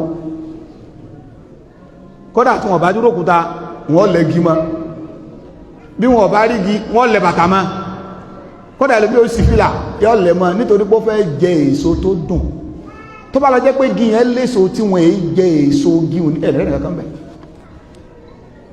àbí igi tó ṣẹ́gi tóòrùn bá mú téèyàn lè dúró lábẹ́ rẹ̀ ẹ máa wo àwọn èèyàn ó sì dọ̀tí sábẹ́ ẹ̀ obìnrin yóò tú pápásí ọmọ díápà wọ́n sọ ọbẹ̀ wọn ò ní mú wọn lọ ṣùgbọ́n igi tó ṣẹ́gi ṣùgbọ́n lábẹ́ igi oyin bẹ́ẹ̀ àtàgbọ́n ẹ̀rẹ́rẹ́ kankan jókòó bẹ́ẹ̀ owó ní gbogbo ẹnikẹ́ni tọ́lọ̀ bá ti fi ta kókó àyè kọ̀ọ̀kan wasbir wa ma sabruka illa billah wasbir wa ma sabruka illa billah gbogbo ẹnikẹ́ni tó bá ti lóhun fẹ́ fẹ́yàwó wasbir wa ma sabruka illa billah wasbir wa ma sabruka illa billah ó fẹ́yàwó sílé ó wá ń complain pé wàhálà obìnrin ti pọ̀ jù ọmọ kí wàhálà ló fẹ́ èyàn níyàwó kan ó ní méjì ó ní mẹ́ta ó ní mẹ́rin ó wá ní òkì ìhun ní sáfẹ́jọ́ àṣìjẹ́ òkì àṣìjẹ́ òkì nìyẹn mọ́ lọ́rẹ́ kan ó wà lóṣogbo níjọ́ta wá lọ so igi ìyàwó rẹ̀ kẹta ìsì ń jẹ́ sàfẹ́jọ́ mo ní ọ̀ntara rẹ̀ jẹ́ ọ̀rẹ́ ókì rẹ̀ ilọ̀ chẹ́ǹjì ẹ̀ padà o ìyàwó kẹta rẹ̀ o pé ó ti fẹ́ kẹrì gan nísì àsìjẹ́ ókì òun lẹni tó níyàwó sílé tó lòun jẹ́ sáfẹ́jọ́ àkí ló gbélé wasbir wa ma sabruka illa billah wasbir wa ma sabruka illa billah. ọlọ́run ọba ó pìrìpíà ànábì kalẹ̀ ló fi jẹ́ pé gbogbo ẹni tó bá ti fẹ́ ga ó gbọ́dọ̀ wà prepared. Ayé ló bàjẹ́ tá a gba rírè mọ́ àwọn tó ṣáájú ọmọ tí ó bá ti dọba tán ti fúnra pé yóò padà dọba wọn ò fún ní special training pé yóò padà dọba dọba dọ̀la. Gbogbo ìwọ tọ́lọ́run ọba fi ọ́ ta kókó nǹkan kọ̀ọ̀kan tó sì ní lẹ́mìí wípé tó bá lọ tán àwọn ọmọ tó bí kí wọ́n tó nǹkan yẹn gbé ó rè wọ́n sí nǹkan yẹn ni ó prepare mind wọn. Ìwọ tó yẹ pé ọlọ́run ọba ó sì ọ́ lẹ́ni tó kó ẹbí mọ́ra fi rẹ àwọn ọmọ tó bí náà kọ́mọ̀sẹ̀ pípà tó bá wá lọ tán àyẹ́ nígbé ooo inú òbí náà wọn ò ṣe bí tí bàbá wọn mọ̀. Èèyàn máa prepare ara èèyàn fún téèyàn fẹ́ jẹ́ bó bá ti ń bẹ lọ fún nǹkan kan tó máa bẹ lọ kọ́lọ́wọ́ bá kó mú ọdún lérí ẹ̀ kọ́lọ́wọ́ prepare rẹ̀ látọ̀dọ̀ ara rẹ̀ láti withstand àwọn challenges tó ń bẹ níbi tó ń béèrè fún yẹn lọ́dọ̀ Ọlọ́run. Ọlọ́run prepare ànábì kalẹ̀ inú Suratun Nahl lọ́wọ́ parí ẹ̀ súrà tó wá tẹ̀lé yẹn Ọlọ́run bá wá jẹ́ ká mọ̀ pé subhanalladhi asra bi'abdihi laylan minal masjidil harami ilal masjidil aqsa. Subhanalladhi asra bi'abdihi laylan minal masjidil haram laylan minal masjidil haram ilal masjidil aqsa alladhi barakna hawlahu linuriyahu min ayatina innahu huwas sami'ul basir. Ìyẹn ni al-munasaba èyí tó ń bẹ níparí Suratul Nahl àti ìbẹ̀rẹ̀ Suratul Isra kàmù bẹ́ẹ̀. Bákan náà al-munasaba ẹlẹ́ẹ̀kejì èyí tó ń bẹ nínú Suratul Isra gangan tá bá wo ìbẹ̀rẹ̀ súra yẹn subhanalladhi asra bi'abdihi laylan minal masjidil harami ilal masjidil aqsa alladhi barakna hawlahu linuriyahu min ayatina.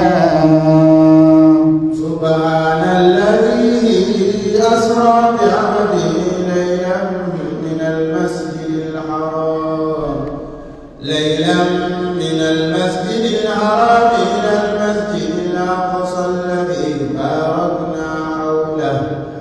alladhi barakna hawlahu linuriyahu min ayatina innahu huwas sami'ul basir. Tí a bá wo súra yẹn ó bẹ̀rẹ̀ pẹ̀lú ṣìṣàfọ̀mọ́ orúkọ Ọlọ́run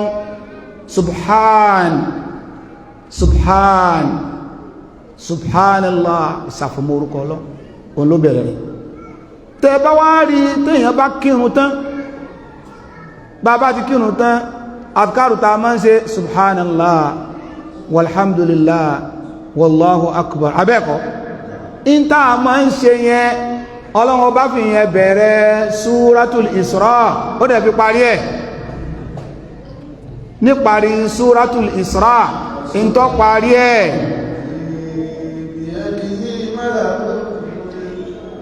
alhamdulillahi alladhi lam yattakhidh waladan ولم يكن له شريك في الملك ولم يكن له ولي من الذل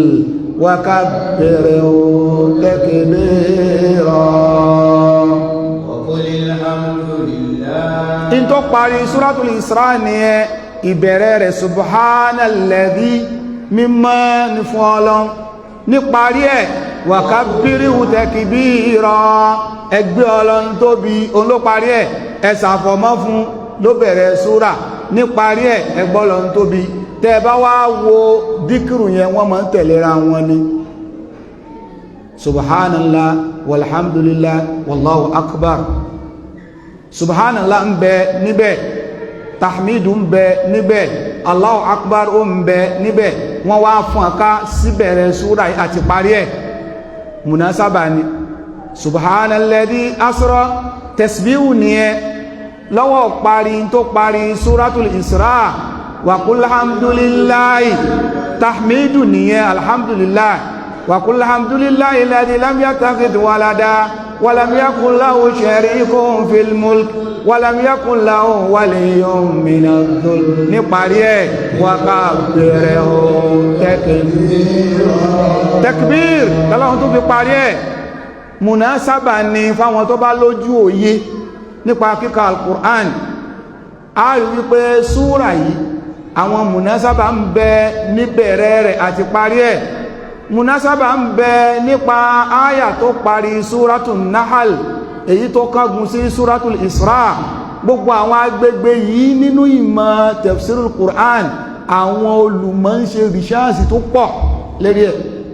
báyìí láti lè máa mú jáde fún wa àwọn ẹwànú al-Qur'an àwọn tọ́lọ̀wọ̀n bá fẹ́ ká ronú sí káfí lè mọ̀ pé Qur'an ó tayọ ìtẹ́yẹn kan mọ́ dáńwúrú àfá ẹ̀rọ mi sọ Qur'an kalẹ̀ ó náà bá yọ Qur'an lápòdì tó bá ti yọ́ tán báyìí yóò tún rún báyìí ó ti rún mọ́dì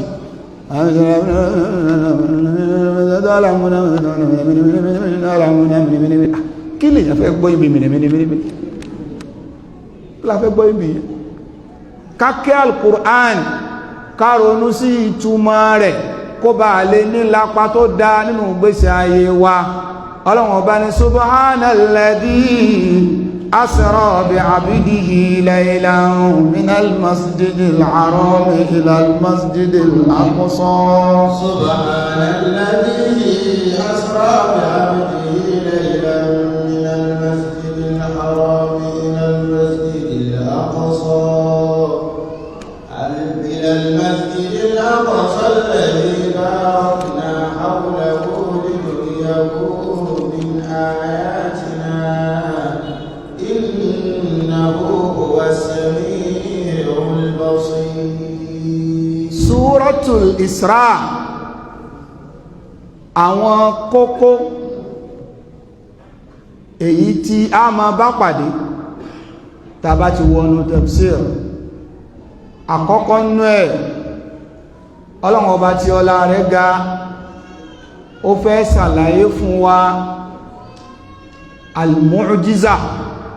èyí tọ́lọ̀wọ̀n bá ṣe fún Ànábì wa Muhammad sallallahu alayhi wa sallam nípa al-Isra ìrìn òru tó rìn èyí ò ní tó lálàyé tó bá yí pé ta bá ní ká wọnú rẹ̀ ní ti pátápátá tí Ramadan ó fi parí àlè parí ẹ̀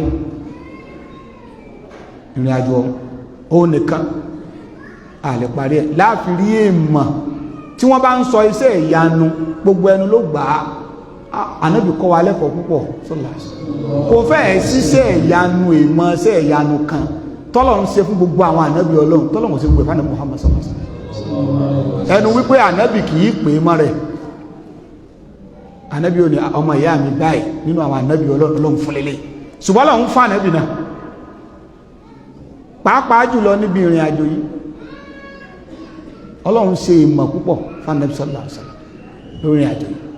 nínú nǹkan tá a bá pàdé nínú súra yìí kódà bàbá tí wọnú súra yìí gbára báyìí ní tá àkọ́kọ́ kí ẹlẹ́ẹ̀kejì Ọlọ́run fẹ́ sọ fún wa nípa àwọn Banu Israel alhawadithu wal ahwalu tarikhiyya àwọn historical events èyí tó ti ṣẹlẹ̀ kánàbì gan tó dáyé nípa àwọn wo là ń pè láwọn Banu Israel àwọn wo ni Israel irú èèyàn wo ni wọ́n kí ni tójú wọ́n rí kí ni tó ti ṣẹlẹ̀ sí wọn kí ni tó ń ṣẹlẹ̀ sí wọn lọ́wọ́lọ́wọ́ kí ni tó tún ṣẹlẹ̀ sí wọn tó bá dọ̀la bó ni ọlọ́run ọba ṣe fún àlámọ̀rí wọn ká lẹ́yìn ìgbà tọ́lọ́run ọba kẹ́ wọn tí wọn ò mọ pàtàkì tọ́lọ́run ṣe fún wọn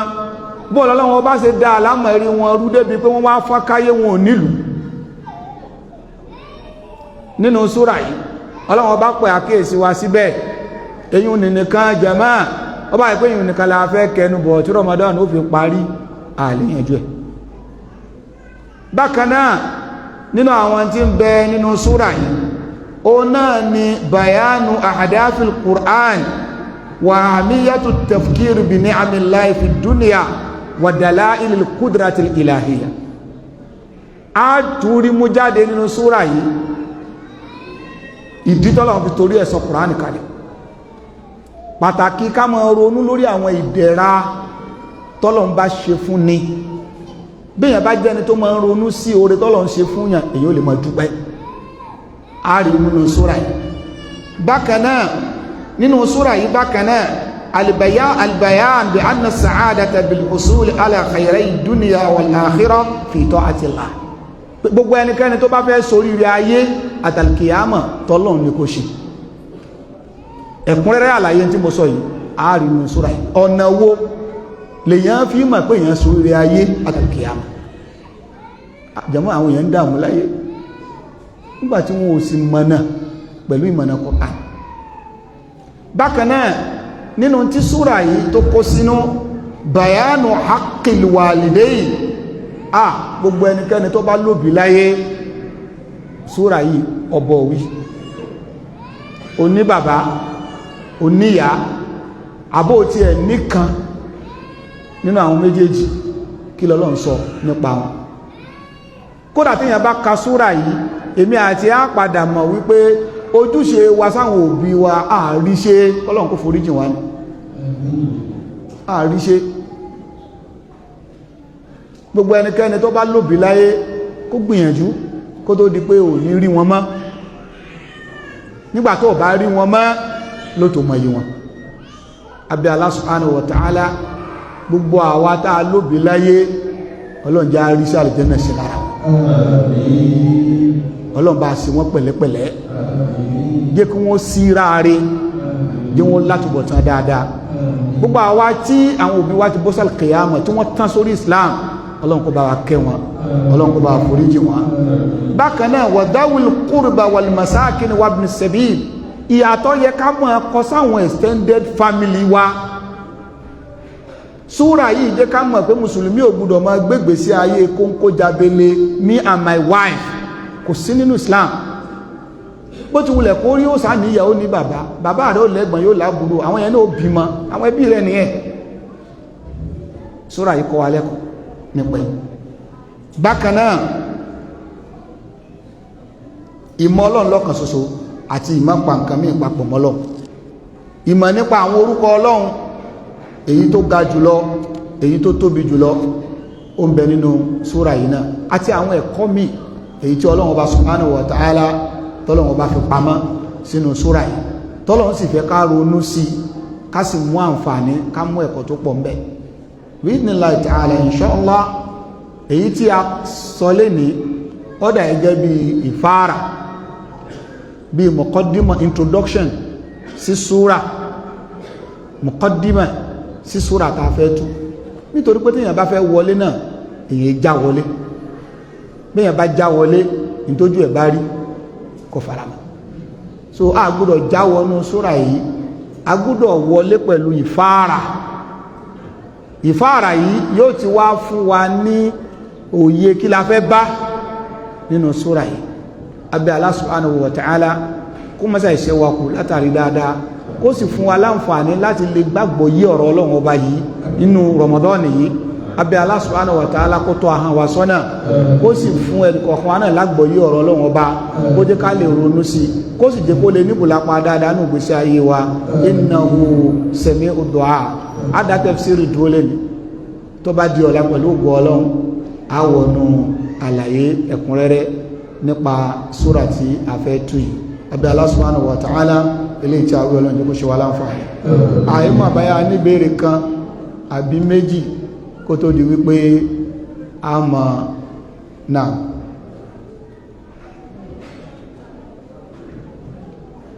ẹ mọ̀ béèrè báyìí náà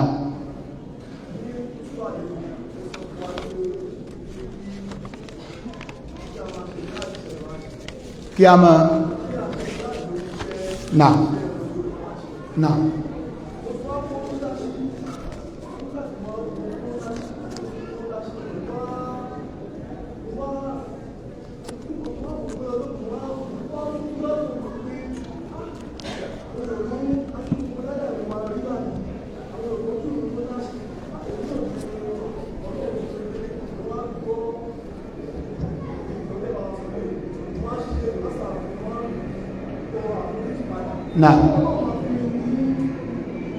alhamdulillah ìbéèrè tí ẹ béèrè a ṣàlàyé fún wa lórí mímbà nínú kútùbà wa lè gbogbo gádà bá ṣe ká ṣe nítorí tọ́lọ́ ẹni tó wá kọ́ mọ́sálásí ńlá owó ara rẹ̀ ló fi kọ́ nítorí tọ́lọ́ ó wá wọ mọ́sálásí yẹn jọkùn ráwọn èèyàn tó pọ̀ tí wọ́n ń kírun inú ẹ̀ wá dùn ọwọ́ ládàá mímọ̀ ti pọ̀ èmi náà mo sì kọ́ mọ́sálásí ẹwà àwọn èèyàn tán kírun bẹ́ẹ̀ sẹ́ni ẹ ti ṣe lọ́n tó bá tọrọ àforíjì sọ́lọ́wọ́ foríjì sí ẹrú ẹni yẹn èṣù ní fọpọlọ rẹ̀ ṣeré èṣù ní fọpọlọ rẹ̀ ṣeré kò sí nǹkan tó burú bí ọlọ́run bá ṣe ìdẹ̀ra fúnyàn kéèyàn rántí ẹ̀ kódà kéèyàn sọ pẹ̀lú àníyàn pé èèyàn fi dúpẹ́ fọlọ́ bóyá ni yẹn wò pé ọlọ́run mọ̀ dúpẹ́ pé òfin mi ṣe kún gẹ́ iṣẹ́ olóore tó tó báyìí ìyẹn lè mọ́ ọdún wípé owó yẹn sì ní tó ẹ́ pípò mí mo lọ náà sí ni mi ní láǹfààní ládá tó tó báyìí èèyàn ń dúpẹ́ náà ní tó ń rò yẹn ọ̀pẹ́ ni àyà tó bá pé àníyàn tó fi ń ro nǹkan yẹn àníyàn gbéraga ó lè ṣẹlẹ̀ bẹ́ẹ̀ o tó bá ti ṣẹlẹ̀ bẹ́ẹ̀ ní kíákíá kó o ti sọ pé a'udhu billahi minash shaitanir rajim astaghfirullah ó ti parí ìyẹn náà ń pè ní tajdidu níyà èyàn ò mọ̀ ṣe àtúnṣe àníyàn èèyàn ṣé ẹ rí pé ṣe ìtọ́n àgbààyà tán bá ní àgbààyà kò sí ẹni tó jẹ́ àgbààyà tó ṣe ìtọ́n ìdí tàbí pẹ̀lú àgbààyà ni pé bàbá ńlá bàbá wa ànábì ádámù ó jùlọ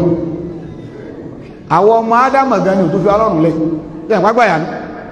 ọba bàbá ńlá bàbá wa sọ̀tá ànábì ádámù jáde láyé èṣù kò sì tí ìkúrì sí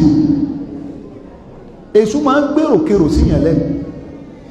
o lè fẹ́ ṣe dáadáa kan nísìn pẹ̀lú àníyàn dáadáa èso ọ̀sọ̀ púpọ̀ orípáyé gba ti ẹgan wọ́n mọ̀ pé sọ fún pé a'udhu billahi lójú ẹ̀sọ̀ pé a'udhu billahi asọ̀ èso máa gbé wá alladhi yuwaswisu fi suduri nas èso fi wá lọ́rùn lẹ̀ yóò máa gbé èròkèrò yóò máa gbé wá sọ́kàn tó bá ti ń gbé èròkèrò wá sọ́kàn rẹ̀ ìwọ sọ pé a'udhu billahi minash shaitanir nínú àṣeyọrí èṣù o ní pé tó bá sọ́ra kò wá ní jí orí dáadáa kankan ṣe mọ́ lápèjúwe nísìn ẹnìkan wọ mọ́sálásí àníyàn tó bá wọ mọ́sálásí ni pé òun fẹ́ wá charge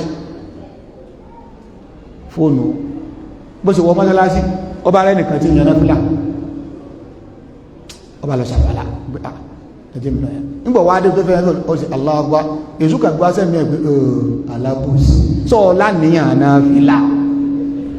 tèmi torí ẹlòmíì torí ló fẹ́ yẹn náà fìlà kì í ṣe torí ọlọ́run ẹ̀yìn ẹ̀bá ní mọ́jẹ̀ yẹn náà fìlà mà èṣù ti wíìnì rẹ̀ nìyẹn ṣé bí nǹkan dáadáa lọ fẹ́ ṣe tó bá gbé wá sẹ́mi rẹ̀ ní a'udhu billahi ọ̀dà mo sì ti yá níyàn padà báyìí mo fẹ́ yẹn náà fìlà torí ọlọ́run kálásì mo yẹn náà fìlà lọ ṣùgbọ́n tó bá ti rí náfìlà yẹn yàn mọ́ èṣù ti àchífù lọ́wọ́ àchífù so èṣù máa ń disturb àwọn ẹlòmíì báyẹn kì í jẹ́ wọ́n rí dáadáa ṣe èṣù ní àníyàn rẹ̀ ò dá sọ pé àníyàn mi dá àníyàn mi dá bó bá fẹ́ dà pé mi kò dá màá tuntun dá báyìí kò dá báyìí so mọ́ gbà fẹ́ṣù irú béèrè tó ní béèrè tí ò bá sọ́ra èṣù ó padà ṣe débi pé yóò padà ta mọ́sáàsì torí pé sọ ọmọ ìjọba sórí pé àníyàn rẹ̀ ò dá báyìí ò lè gba aládé ò púpẹ̀ kan náà ó ní máa ń ṣẹlẹ̀ sí ẹlòmíì ìbárun jẹ̀mọ́ tó bá ti sàlùwà látán ṣètọ́ ní mọ̀tọ́ pé ọ̀dà fẹ́ ń pò ti só kò só ọjọ́ pé kìíní kan dàbí só yóò bá tún jáde padà yóò lọ tó àlùwà lásì tó bá yìí sàwọ̀ látọ́ tó Allahu Akbar inú rẹ̀ ọkà tó lè ṣe kùn ó tún dàbí èso yóò tún jáde títí tí wọ́n fi kí jàmá tán kò ní bá jàmá tó bá tó stéèjì kan gan kò ní fẹ́ kírun má eléyìí náà ń pè ní wọ́síwọ́sá tó ṣe èṣù ni so tó bá ti gbé ẹ̀ka sí ọlọ́run pé a'udhu billahi minash shaitanir rajim àníyàn mi ò dá lóòótọ́ dá mo ti change ẹ̀ báyìí mo ti tún ṣe báyìí mọ ṣiṣẹ́ dáadáa jẹ mọ̀ bá lọ so bó ṣe rí nìyẹn kọ́ lọ́kọ́ kún wa lọ́wọ́ ọlọ́mọdé kí èṣù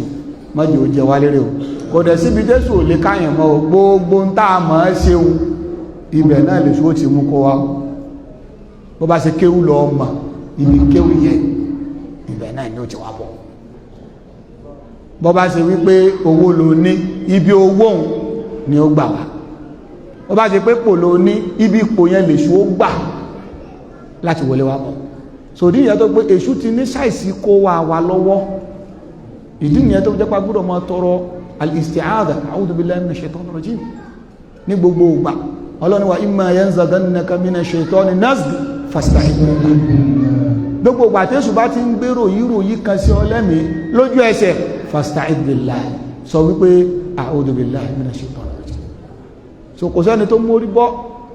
kò sípò tó rí ọ jẹ́ kò sí ìjáfà tó jẹ́ kò sí ìmáàmù tó rí o jẹ́ kò sí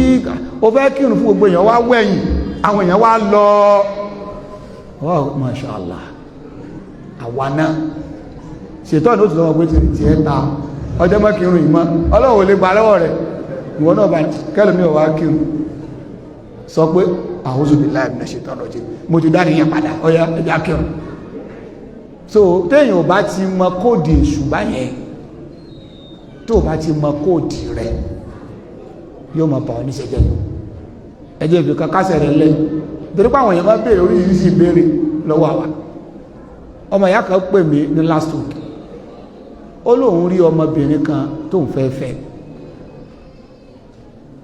wọ́n sì ti mú déètì lọ́dọ̀ àwọn òbí ẹ̀ ìgbà tó ń rí ẹni tó júwe rẹ̀ fóun wọ́n júwe rẹ̀ fọ́mọ tó níwà ọmọlúwàbí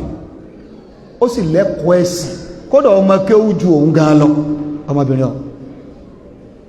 àwọn sì yọjú sáwọn òbí ẹ̀ àwọn òbí ẹ̀ ní pé tọ̀ kò sí wàhálà àwọn náà mọ̀ ń pẹ̀lú àìdá wọ́n ní kódà tó bá ti ṣe tán àwọn náà ti tán láti ìgbé ẹ̀ ṣùgbọ́n òun fẹ́ lọ fún sáfíìsì òun wá ní òun fẹ́ lọ sáfíìsì ìgbà tó ń wà ní sáfíìsì òun àti àwọn ọmọ pera wọn ìgbà tó ń fẹ́ parí sáfíìsì òun wá wálé wọ́n wá fíksì déètì táwọn ó ṣe nìka ó ní láti bàtán ti fíksì déètì yẹn èrò kan wá ń wá sí ẹ̀mí òun pé tóun bá fẹ́ ọmọbìnrin ẹ̀mí rẹ̀ ò ní gùn pé kò ní pẹ́ kú ó ní kí ni yẹn sáà ń dòdòdó lẹ́mí òun ò dẹ̀ fẹ́ kíyàwó kú mọ̀ lọ́wọ́ kíyàwó òun kú kò tó wá pé òun ò fẹ́ pé ẹ̀mí òun ti wá ń sí níbẹ̀ pé òun ò fẹ́ fẹ́ mọ́ mo ní ṣé kí n béèrè kan in tó wò lára rẹ̀ tó fi wọ̀ lákòókò ọjọ́ tó ti kó ń bẹ̀ ní ó ní wà láìkòókò ń bẹ̀ ó ní kódà ó ní ọmọ kí ó jò ń ga mo ló sọ pé ó níwà lẹ́nu ìgbà tó ti lọ sábì tẹ́ ń pẹ̀lú àyẹn só rámì ìwà ìlẹ́kọ̀ọ́ ó ní rárá ó ní respect gani fún mọ́bò ń sọ̀rọ̀ mo ní náà ìgbà tẹ́ kọ́lọ̀ ẹ̀fẹ́ fi ṣe bó ló ṣe istikhara ó lóun ṣe istikhara ọlọ́kàn ń fà mo ní ṣe istikhara mi ló tún wá ṣe olóhùn ṣe istikhara kankan mo ní ṣètọ́n ta ló sọ fún ọ pé òun náà kọ́kọ́ kú sáájú rẹ̀ mo ní sọ mẹ́yàwó lọ́ọ̀kọ́ kú mo ní là mo ní torí gbogbo èèyàn wọ́n sún ṣètọ́n lọ bẹ́ lọ torí pé ọmọbìnrin yìí gan ọbẹ̀ tà rẹ̀ oore ńlá lọ́lọ́run fẹ́ sí fún ọ ó ní mẹ́ẹ̀sì jù ọ lọ ìwọ náà sọ pé ó níbẹ̀rù Ọlọ́run jù ọ lọ ó sì wá jẹ́ pé ẹ̀mí kan wá ń sọ fún ọ pé ọ̀rọ̀ kúkú sí á jẹ́ ìtẹ̀yàn fi ń dìtà mi mo ní tètè lọ gbégbèsẹ̀ kẹfẹ́ra yìí mo ní ṣètọ́n olóńkóró yóò yìí sí ọ̀lẹ́ mo ní tí wọ́n bá wá ní interest jẹ́ ká mọ̀ àwọn ẹni Ọlọ́run tó ń fẹ́yàwó wọ́n ń wáyàwó wọ́n ń bẹ̀ so ká lè tètè lọ ṣètò èyí fún àwọn tí wọ́n ń wáyàwó bí àwọn abdulsamad ọmọwálé so gbogbo àwọn so ìyàwó kejì so pẹ̀lú ògbọ́ ọlọ́run ọba ni kì í ṣe báyìí ló mìíràn ebo ní ọ̀dọ̀ tiẹ̀ ló ti fẹ́ kú yóò sì yè lọ́dọ̀ ẹlòmíì so gbogbo àwọn èrò ìrí burúkú yẹn èṣù máa ń gbé èrò burúkú ó máa ń gbé wá sí ẹ̀mí èèyàn anabi sallallahu alayhi wa sallam wọ́n ní anabi yu'jibuhu alfa'lu anabi jẹ́ nìkan tó ṣe wípé ìtànpè ní alfa'lu gbogbo nǹkan kódà kí nǹkan yẹn àpíà bí aburú fún ní ìtumọ̀ tó dáa ìtànpè ní alfa'lu ni ọ̀n lọ fẹsẹ̀ kọ mi ní máa bá mọ́ fún ní ìtumọ̀ kò nígbà ẹnìkan kọ́lé ó wá kan ilé yẹn pẹ̀lú Gerard ó ní láìgbà tó ń ti wá kan ilé yẹn àwọn ẹyẹ àjẹ́ wọn ò jóun ó gbádùn àwọn ẹyẹ dúdúdúdúdúdú wọ́n wà tó lálẹ́ ìgbà míì ó lè jẹ́ bí ọwọ́ ọ̀rọ̀ lẹ́ wọ́n ṣàdúró bẹ́ẹ̀ òun wá wo orí páànù gbogbo àwọn tó wà ládùúgbò wọn èdúró lórí páànù tí wọn lónìí kí ló ń ṣe mo nírú páànù wo lẹ́bi kan ó ní Gerard mo ní sẹ́yìn mọ̀ pé ó ní grip kì í yọ̀ abẹ́ẹ̀kọ́ ó ní bẹ́ẹ̀ ní ẹyẹ òdò ń bẹ àwọn èyí tí ń yọ̀ ọ̀hún tá bá dó bẹ̀ẹ̀sẹ̀ wọ́n mọ̀ yọ̀ mo ní tẹ́ bá sì rẹ́rìí pé ó dúdú mo ní bó ṣe dúdú yẹn ẹyẹ yóò feel secured safe pé ẹ̀rí òun gbogbo ẹ̀ ó dúdú mo ní sọ pé èyí tó funfun tó white yóò rí pàṣírí òun tú gbogbo yẹn mọ̀ ọ́rọ̀ mo ní ìwọ ló ti kọ́lé fún wọn jẹ́jẹ́ wọn náà oníbẹ̀ tí wọ́n máa ń pariwo ní askar náà ń ṣe askar mo ìwọ náà lọ mọ́ askar tiẹ̀ jẹ́jẹ́ àwọn askar tí wọ́n ní ṣùgbọ́n tí yẹn bá lọ bá fún nítumì mọ̀ mí pé ṣé kìí ṣe ẹyẹ kíní kan ó dúdú níbi ẹ̀yìn báyìí bẹ́ẹ̀ so ibi dálómi ìjókòrò rẹ̀ sí wàhálà ni ó padà kó jáde ńlé ẹlòmí ò rí ilé tọ́kọ́ ẹlòmí ò rí bẹ́ẹ̀ gbọ́mà jẹ́jẹ́ làwọn ẹyẹ sí ìwọ́ ló Gerard ẹsẹ̀ ẹyẹ sì múlẹ̀ dáadáa ń bẹ̀ àwọn dúró síbẹ̀ so látara àdí eléyìí wọ́n ní ànábì yu'jibu al-fa'lu bí nǹkan kan bá mú ìtumọ̀ tí ò dá wa interpret ẹ̀ sí ìtumọ̀ tó dá torí tó bá ti interpret ẹ̀ sáburú òun interpret ẹ̀ sáburú ẹnìkan ló ń lálàá òun lọ ọrùn òun wá gùn ju gbogbo tàwọn èèyàn lọ pé orí tó ń gún ọrùn ń gún gbogbo àwọn èèyàn sáà ń wò ń tèmọ̀ ojú wá ń tì wọ́n tó múnà ọfẹ́ ga náà nìyẹn ọfẹ́ ga nìyẹn àgbéga ń bọ̀ nù then ó sì súnmọ́ kó ṣe wípé o tún fẹ́ di gbajúmọ̀ torí pé tọba yọ lọ́ọ̀kan ọrùn tiẹ̀ bíi tògòǹgò ìwọ ni wọ́n kọ́kọ́ máa rí pé o fẹ́ di gbajúmọ̀ èèyàn ńlá lọ́la mi ṣùgbọ́n tẹ́ bá lè bá a tún pé ọrùn rẹ tó gùn yẹn kó lè rọrùn fáwọn tó fẹ́ gé wọn ó gé náà nìyẹn wa yu'jibu al-fa'lu anabi sallallahu alaihi wasallam kò sí bí nǹkan ṣe rí anabi ó interpret ẹ̀ sí túmọ̀ tó dáa yóò wá ṣàdúrà sí so ló fi jẹ́ pé gbogbo àwọn nǹkan wọ̀nyí ẹ má gba èṣù láàyè liyahzuna alladhina amanu gbogbo nǹkan tí inú ló fi máa bàjẹ́ ẹlòmí ibi tó ti kàdánwò ibi aláìní ó kàn lálàá kò bá